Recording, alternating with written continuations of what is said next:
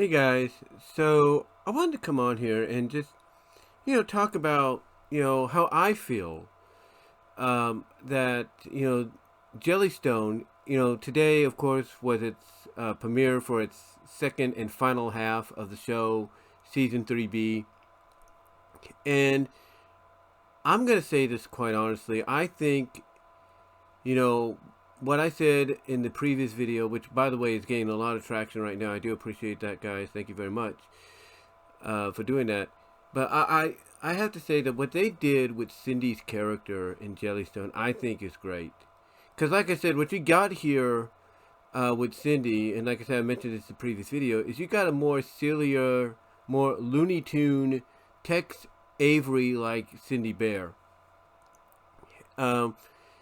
And I like that. I like that they gave her that kind of a personality. They let her be, in a sense, the focal point. Like, okay, it's like, okay, you have all these characters, this conglomeration, if you will. Conglomeration, or whatever the word is. You have this whole conglomeration of characters from Hanna-Barbera's history. You add in the crossover they did with the Cartoon Network characters. And it is basically like, not only is it an homage to classic Hanna-Barbera, but it's also like it's almost like a rebirth in a way for characters that, they're main characters depending on who they're associated with, but you also know in a sense they don't get the limelight like they should. And for someone like Cindy, although we know she's the main character when it comes to Yogi, she was the main character in the new Yogi Bear show.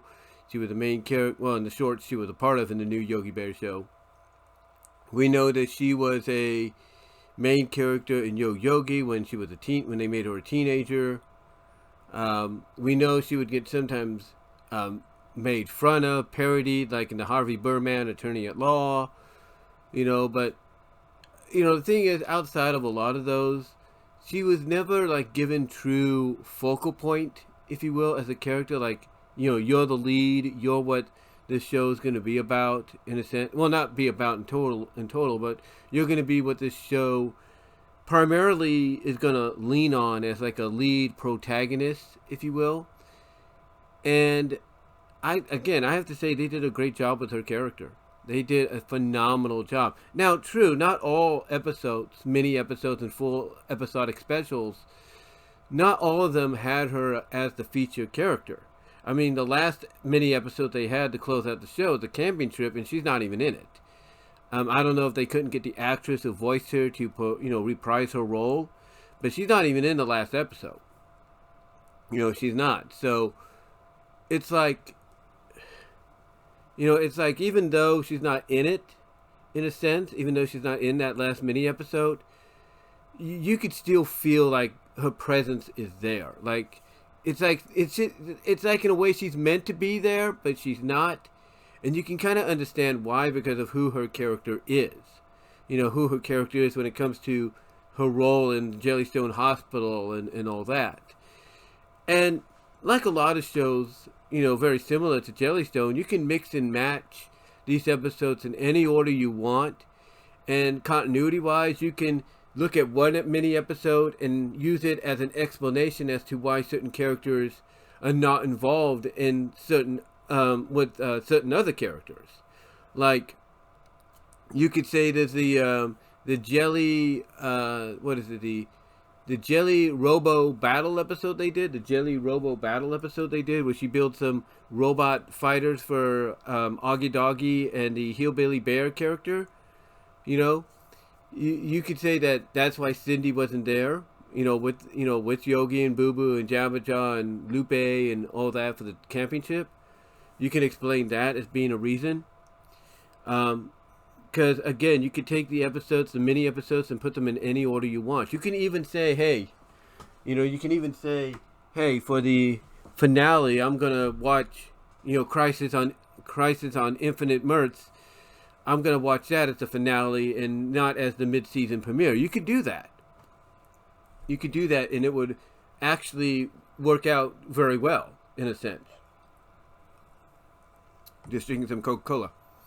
But it would work out very well in a sense. So, So, you know, it's all depending on how you want to view it. It's all depending on what your flavor for the evening of binging, over the weekend of binging the show is.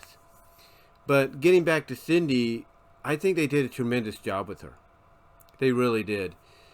And yes, when the show began, people didn't like the gender bending of certain characters, but when you think about it, her going and being her being the only female, along with some other slightly not so noticeable or well-known females, it might have been okay, but you want to have female characters that she can actually be pals with, BFFs with, and doing that and giving her that in the likes of a female Jabberjaw, a female Squiddly Diddly, a female Loop De Loop, I thought was a good move. I know some people may have not liked it, but again, as I said in the previous video, this JellyStone has to be looked at as an alternate reality, as an alternate world.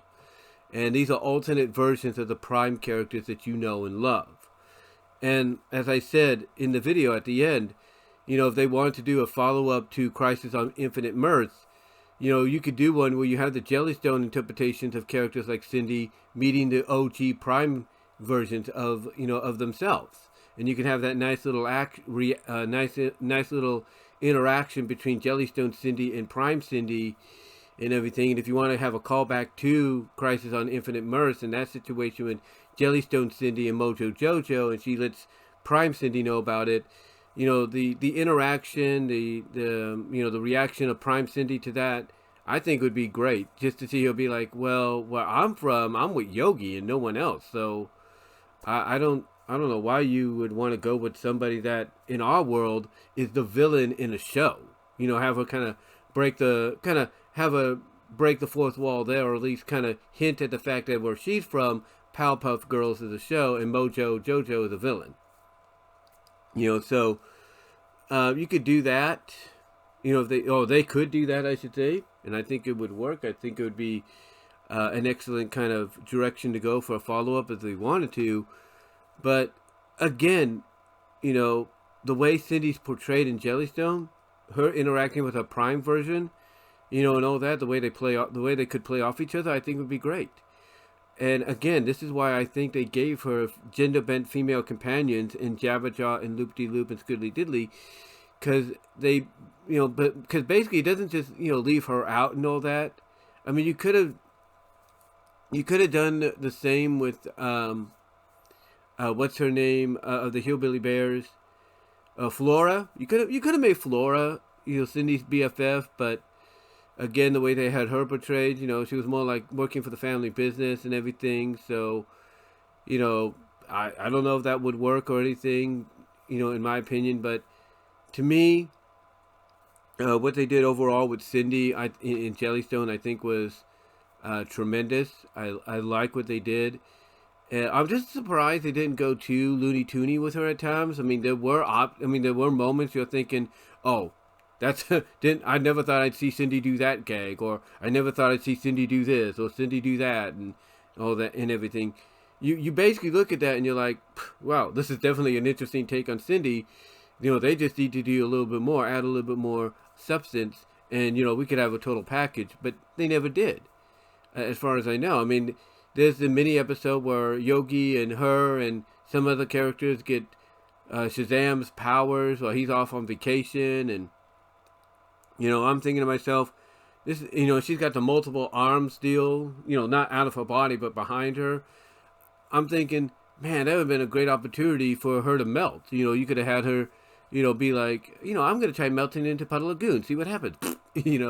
Never happened. Or when she gets squashed by a sleepwalking Augie Doggy, and then she's saying, help me, and all that, you could just have her crumple down into a pile of goop if you wanted to. It could have worked. Never did. But it never happened. So to me, they could have done, so much more with her character, presenting her in this very, like I said, Looney Tune, very silly Looney Tune, Tex Avery kind of manner. In my opinion, they could have done a lot more with her, and hopefully, when they do bring her character back, along with Yogi and Boo Boo, and whatever interpretation of the Yogi Bear show or Yogi Bear series that they do with them, or another interpretation of JellyStone, or JellyStone like series down the line, hopefully if they bring her back and they kind of give her more of that personality, even though she might be different from her JellyStone counterpart, I think it would work in her favor. I think it would work in her favor and everything. I mean, if you're gonna do something romantic with her and Yogi, have Yogi, kiss her, and all of a sudden she just melts into a puddle of goop, with just her smiley face on the puddle, and you have to have Yogi basically like scoop her up or something like that, or you just have to have Yogi talk to Boo Boo and everything, and then in the background you see Boo Boo, oh not Boo, but you see another a character like Ranger Smith scooping her up and squeezing her back to normal, something like that. I mean, to me, that could be something they could do with her character in the near future if they want to. If they bring her back along with Yogi and Boo Boo and everybody else in a very JellyStone-like new series, or maybe a new Yogi Bear series, I think it would be tremendous, because again, you could take what she was as a character here in JellyStone and apply that to who she could be in another series, and everything. Whether it's a series based, strictly on Yogi Bear, and you kind of take, you take examples and little tidbits here and there from the Yogi Bear shows and Yogi Bear movies and even JellyStone, and mix them together for a hybrid. I think, either way, bringing her either way, I think her character is really going to be a hit with a lot of folks once she comes back, depending, like I said, on what series they bring her and Yogi and Boo Boo and anybody else in down the line. But I did like what they did with her here. I'm sure I'm not the only one, because out of all the characters you would think would get that spotlight, be put in that position, I don't think people thought Cindy Bear, would be that character. I don't think they would think she would be that character whatsoever. But she ended up being that character, and I'm happy they went with her in that direction. I really am. But let me know what your thoughts are, guys. How did you feel about them presenting Cindy Bear the way she was? Because again, you got to remember, this is an alternate version of Cindy, not Prime Cindy, and all that. So what did you think? What were your thoughts on this take on Cindy Bear as a character in JellyStone? How did you feel about it? Do you think they could have done a lot more with her? Do you think maybe they could have done the lustful melt gag where she melts and all that, or the melting gag or whatever, goo girl, whatever kind of like trope that they could have done with her? Let me know if you think they could have done any of those things with her outside of what they already did with her.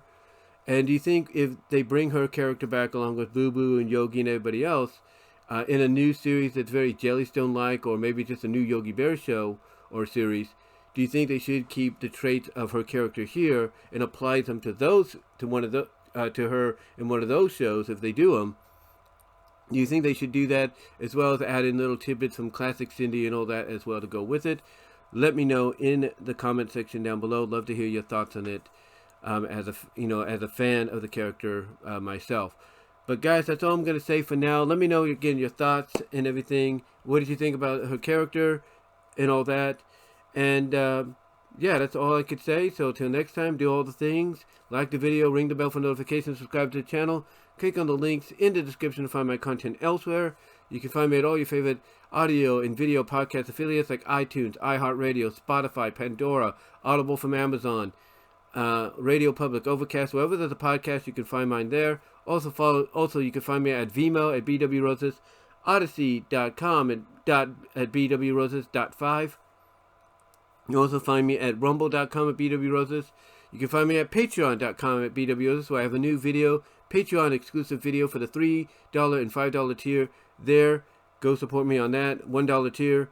$1 support helps out the brand and the channel. $3, like I said, gets you access to the video as well as helps out. And then $5 gets you not only the video and helping out with the brand, but also eventually a future Q&A in the future, and I'll let you know when that happens. So go support me over at Patreon if you can. Be very appreciative. Also, guys, check out the Teespring store for merchandise you can't get anywhere else. You can also find me at deviantart.com at BVW1979, inkbunny.net at BW Roses. You can also help support the channel and brand at Venmo and Cash App. And guys, you could follow me at Twitter, aka X, at BW Roses. Blue Sky at BW Roses, and TikTok at BW Roses. Guys, I also have a kick.com and a twitch.tv if you want to find me there. But anyway, though, guys, that's all I could say for now. Again, let me know what your take was on Cindy's presentation as a character in JellyStone. Remember, this is an alternate Cindy from the Prime Cindy. What were your thoughts on her as a character? Do you think they could have done more with her? In a very Looney Tune, Tex Avery kind of manner, like have her do the melting gag, lustful melt gag, whatever, be a goo girl, whatever. Let me know what your thoughts are. And until next time, guys, I am out. Take care. God bless.